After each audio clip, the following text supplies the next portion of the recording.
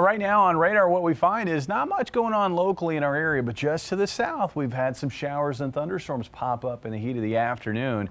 Little bit of a boundary there. You can see the showers and thunderstorms certainly are not moving very quickly. They kind of pop up and drift a little bit and then rain themselves out.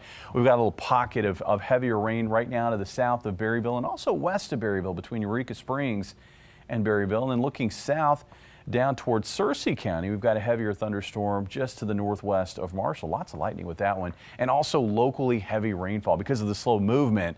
The rain comes down and it kind of piles up, and we've got these little pockets where over an inch of rain has fallen with some of this thunderstorm activity. Conditions really haven't changed as far as the pattern is concerned today versus the last few days. We've still got this sort of active or unsettled zone just to our west and southwest. We've got the leftovers of Sunday's front here, and we've still got these little pockets of upper level energy coming out of the southwest and interacting with that front as they drop off to the southeast. And we're kind of on the northeastern edge of that zone of unsettled weather. So while most of us have dry conditions, a few spots off to the west and southwest have seen a little bit of wet weather.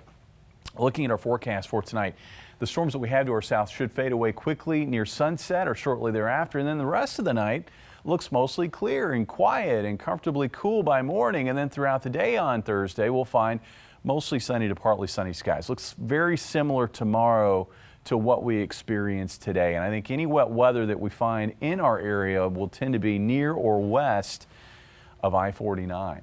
Temperatures tomorrow morning will range from the mid-50s in Rolla, about 60 here in Springfield. In fact, 60 will be a common number over southwest Missouri and northwest Arkansas. Tomorrow we'll find afternoon highs back up near 80 degrees with winds picking up a little bit out of the southeast at 5 to 15 miles per hour. Now, as we get into Friday, it's a little bit of a different matter as the overall pattern across the United States continues to evolve a little bit, so that the storm track, which currently is more northwest to southeast, will become more west to east as we get into Friday. And there's going to be a pocket of upper level energy which will make its way east across Oklahoma and then turn northeast across the area Friday into Friday night. Looks like we're going to get some rain out of it. As far as the severe weather potential, the Storm Prediction Center currently has that risk just to our south across Arkansas into Texas, and it's a limited risk. It's not a widespread risk for severe weather.